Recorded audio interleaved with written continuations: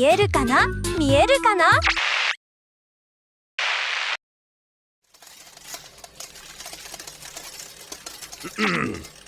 本日のサークル活動。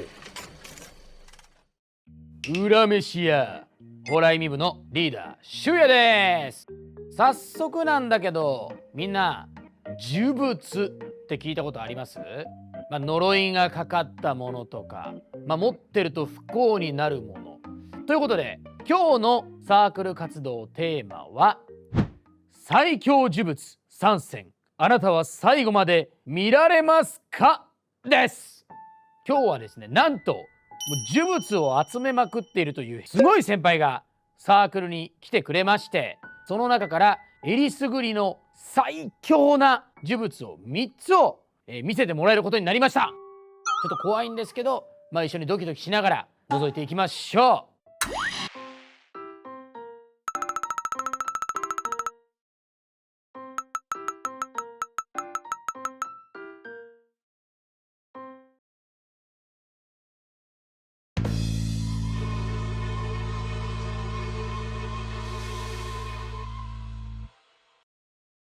ホライミ部の皆さん、裏飯屋、どうも都市ボーイズの早瀬康弘です。僕はですね、呪物を世界中ぐるぐる回って集めたりとか、怪談を集めたりしている人間。なんと呪物のプロがホライミ部にということで、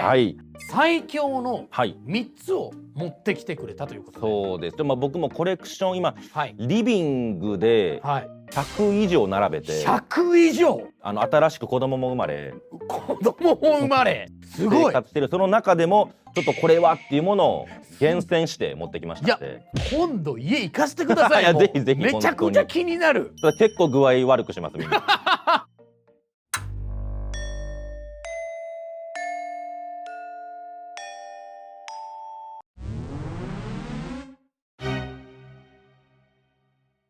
なんかランキングがあるそうで、そうですね、ランキングで一応用意しました。ありがとうございます。じゃあ早速なんですけど、3位、100個あるうちの上3つだから、ただそれなりに人は傷ついてます。いや怖すぎる。早速了解です。3位を紹介していただいてもよろしいでしょうか？はい、了解です。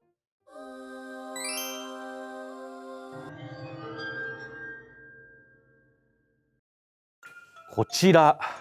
ですね。雰囲気しかない。可愛い風には見えるんですけど、これ結構実はネット界隈で、オカルトが好きな人はみんな知ってるぐらいのもの、有名なもの。有名なんです。なぜ有名になったかってことなんですけど、ある家族がいまして、その家族のおじいちゃんが戦地から持ち帰ったものなんですよ。こ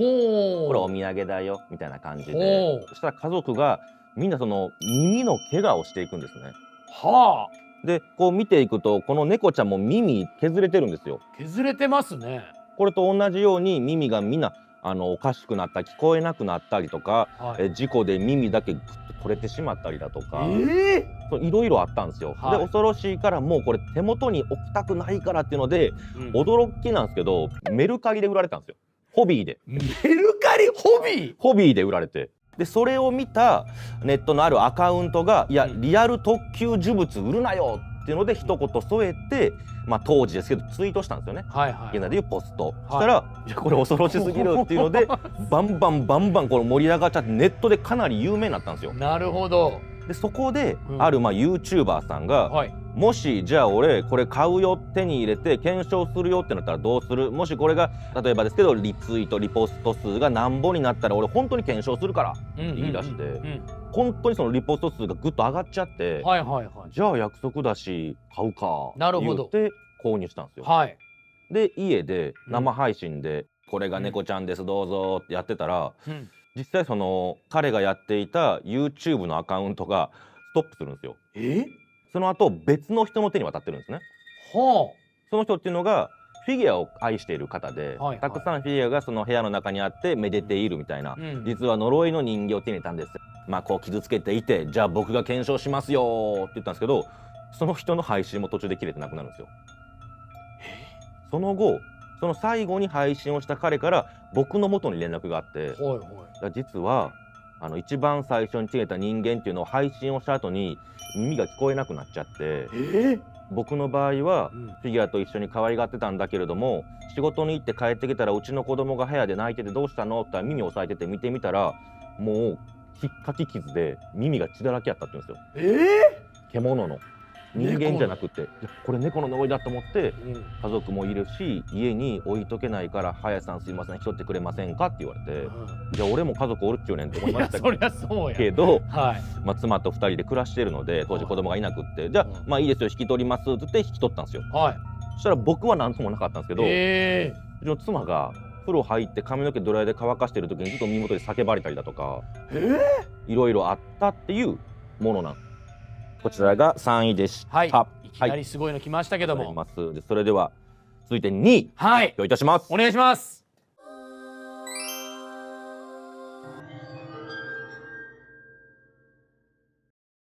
2位こちらです。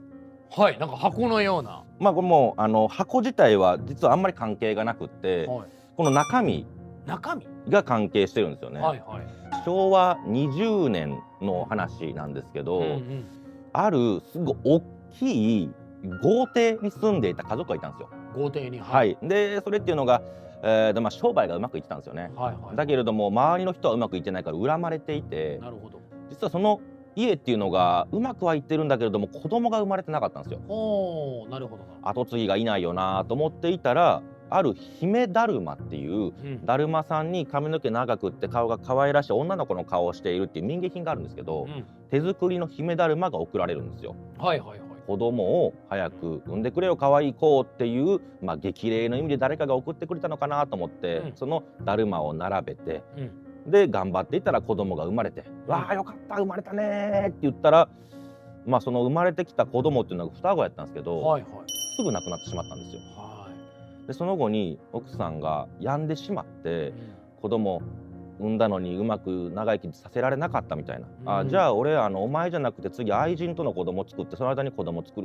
ってお前に渡すわって言って、愛人との間に子供を作って愛人を捨ててその子供を奥さんに渡すんですよ。その子もすぐ亡くなっちゃって、じゃあ次3人目で、それっていうのがその会社についてる右腕がいたんですけど、その右腕の奥さんがじゃあ私が旦那さんの子供を作りますよって、当時時代もあったんで来てくれ、その間に子供が生まれるんですよ。で子供が生まれて元気そうでよかったねって言ったら、その右腕の人がスッと寄ってきて、私の夢が叶いましたって言うんですよ。後継ぎを産むというで、この会社がなくならないようにするという夢だったのかって言ったら、違いますよって、私ずっとこの会社を乗っ取りたかったんですって言うんですよ。私実はあなたのお父さんとの愛人との間の子供なんですよと。で捨てられてずっとこの会社を乗っ取りたいと思っていて、あのだるまを送ったの私ですよ。あの呪いのだるまであれば術師に呪いをかけてもらって送ったものだったんですよと。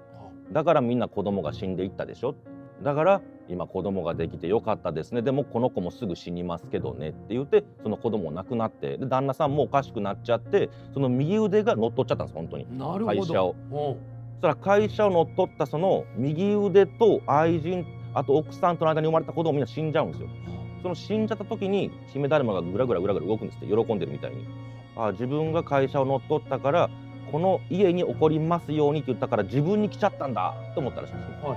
で人がみんな亡くなっちゃって、それが10年でみんな死んじゃったらしいんです人が。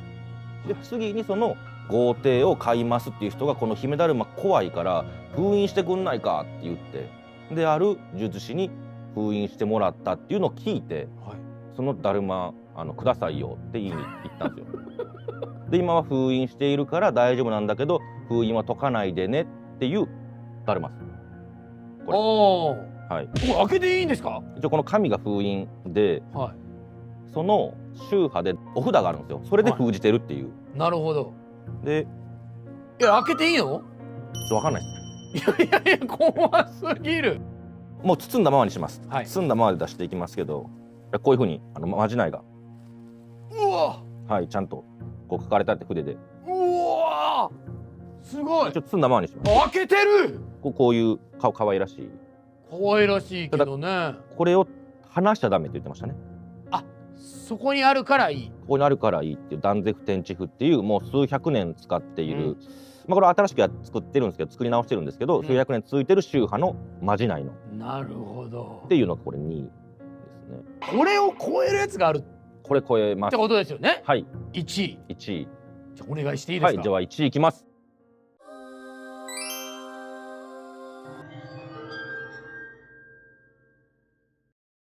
なんかもう耳鳴りがする気するもん。 1位はこちらです。いやちょっと待って怖い。シンプル人形。めっちゃ怖いわ。人形っすね。もうなんかいやこれはあんま目を合わせない方がいいかもしれないよ。魂が入りやすいともされてますからね、人の形をしているんで。はい。でこれっていうのは、ある地域で車掌さんをやられている方がいたんですよ。運転手さんがいらっしゃってて、その人が長年やっていて、正直ちょっとマンネリを感じたんですよ、仕事に。なるほどなるほど。で自分は YouTube 見るのが好きで心霊系好きだから、でこういう仕事たくさんしていたらいろんな話が入ってくるから、そこでの話も顔隠しながらしようかなと思ったんですよ、YouTube で。その時に呪物なんかが横にあって話すのいいんじゃないかって思ったんですよね。そっちの方がなんか人気が出るんじゃないかなと思って、でその会社の中で遺品整理業者さんと仲が良かったんで、遺品整理業者さんに何かありませんかって聞いたら、その業者さんが「ちょっと探してきますね」って言ってすぐ連絡来たんですよ。あるものが手に入ったよと。それっていうのはこの人形なんですけど、言われっていうのがある、廃病院となった病院があって、そこで遺品整理業者が入って、ぐるぐるぐるぐるいろんなものを見ていってたら、霊安室に人形が転がってたらしいんですよ、この子が。で霊安室になんで人形転がってんだろうと思って、一応見つけたものだから魂抜きというものをするためにお寺に持ってったんですね。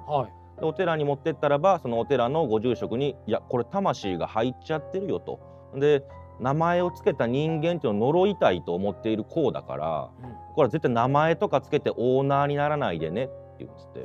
じゃあ魂抜きしますねっていう時に「あしなくていいです、ちょっと渡したい人がいるんで」ということで、その車掌さんのところに行くんですよ。なるほど。全部言って、ちゃんと名前つけちゃいけないですからね、子供にちょっと奪おうとしてるからねっていうのも全部伝えて、そしたら車掌さんの元に届くんですけど、朝一で届いたから仕事行かないかんから、段ボール箱で届いた時に段ボールの上から「あこの人形か、名前だけつけたろう」と思って、名前をつけるなって言われたのに名前つけたんですよ。早いな、つけるの。そうなんですよ。でそのまま仕事出て、そしたら人生で初めて人身事故を起こすんですよ。それが小さい子供だったっていう、学生さんなんですけど、そこに飛び込むまでがセンセーショナルな、ストーリーがあったので、これ記事にもなってるんですよ。なぜそこで飛び込んだかっていうのも。でそんなことがあって、結構精神も病んでしまったんですけど、復活してまた仕事復帰しようっていう時に、ずっと左側、目線の左側に何かが映ってるんですって。これなんか人身事故起きた時からずっとこの左端に何か映ってるな、なんかいるんだよな、でも振り返っても何もいない、何もおらんよ、これ何やろうなと思っていたら、ある時またふっと出てきたから、もう一回見たろ、どうせ消えるんだろってふっと見たら、それが学生服やったんですよ。あ、自分が跳ねたあの子が跳ねた日からずっと自分についてたんだ、その時気づくんですね。でおかしくなっちゃって、ちょっと引き取ってほしいっていうので僕の元に来て、名前つけちゃいけないですよって言われたんですけど、つけたんですよね、名前。つけたんかい。僕がつけたんじゃダメだなと思って、知ってるから全部、妻につけてもらおうと思って、何も説明せずにつけてよって言うたら、髪の毛が栗みたいだからマロンちゃんでいいんじゃないって言って、いわくなんなのって言われて、もうええからそういうの言うていや怖いですけど、早瀬さんが一番怖いわ。いや本当検証です。検証。なるほど。検証です。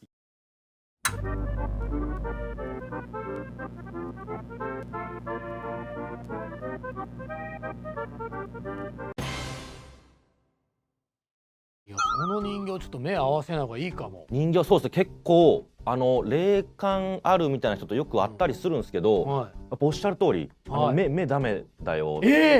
見ちゃダメだよとか。なんか逆に猫ちゃんは見ちゃったんですよ。はいはい。なんか人形はなんかあんま見ない方がいい気が。すっごい感覚するよかった。本当ですか？本当に怖いはまだいいんですよ。可愛いはダメって言ってましたね。もう見入られちゃってるみたいな。そういうことか。なんか見ちゃダメって分かってんだけど見ちゃうっていうのはもうダメ。なるほどなるほど。ちなみになんかね、実は我々が気づいてないだけで、持ってるものが呪物かもみたいな話もあるんですか？あ、もう全然ある例えばと思います。どういったものが？実際、うんうちの家にある100以上のものってうん半分以上がもともと所有者さんがいてうん可愛がってたんだけど偉い目にあったから引き取ってくれっていうものなんですよ。なるほどなるほど。だから家で可愛がられたものなんですもともと。はいはいはいはい。悪い意味じゃなくいい意味でも念がこもって大事にしているものっていうのはまあまじないのものというか念がこもっていると呪物とされるものだったらあるんじゃないですかね。なるほ家ど。にまあこう我々がこう思いを持って接してるものがはい魂がこもってるみ全たいな。然あると思います。でもなんか僕も一個ずっと使ってるペンがあってえ、僕結構物なくすんですよ。そのペンだけは3回ぐらいなくしたかもっていう瞬間があったんですけど、なくしてなくて、おお。なんかそんな気がしてきた。でもめちゃくちゃそれはほんとなんかカバンに物しまってなんでかわかんないけど、あ、ペンって全然違うところにあるのに見つけたりとか、もしかしたら。そう思います。というわけで先輩、はい、今日はありがとうございました。ありがとうございます。いやーでも面白いですね。よかったです。なんかやっぱ呪物って喋らないんで自分で、うんだからなんか僕は代わりに自己紹介をしてあげてるみたいな感じですごい嬉しかったです。でもなんかそう確かに理由があるとよりこうなんか深みが増すというか。ありがたいです。ただなんかこうよくあるじゃないですか、こう実家とかのね、はい、和室にある日本人形って別に多分何もないけど怖いみたいな、そうですね。があるけど、そこに実際ねこう先輩みたいなストーリーを話されると、より恐怖を感じるというやそれ嬉しいですか。本当に。大丈夫、みんなもう今日見れたかな、ね、ていうかほら泣いちゃってる人いるよ本当に。泣いちゃってる人いる。大丈夫？泣いちゃってるけど泣かしちゃいましたよもう。すいませんね本当に。いやいや時々あるんですけどね。なんで泣いてんやろ。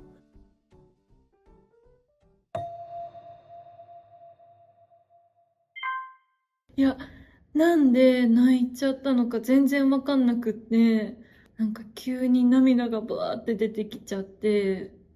怖いって思ったんですけど、でも今でもあの時なんで泣いちゃったのかはよくわからないんです。記憶がなくって、どうやってお家に帰ったのかが、もう今でも不思議なぐらいなんですけど、もうお家帰った瞬間に玄関で親の前で倒れ込んだみたいで、そっからもう次の日の朝目が覚めたら病院に運ばれて点滴でつながれてました。親は私に塩をかけまくってくれてたみたいなんですけど、もちろんその光景の記憶もなく、次の日しっかりお祓いに連れて行かれました。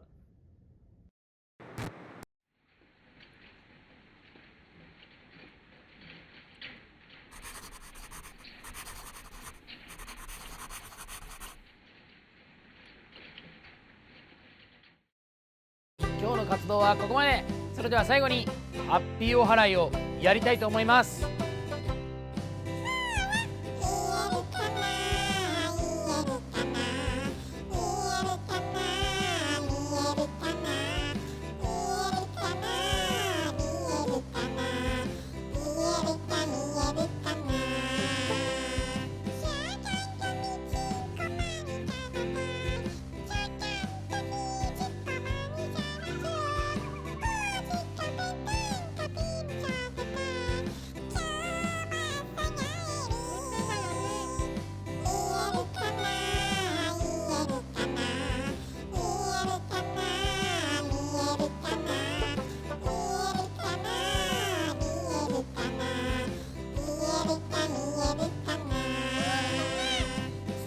呪いについて、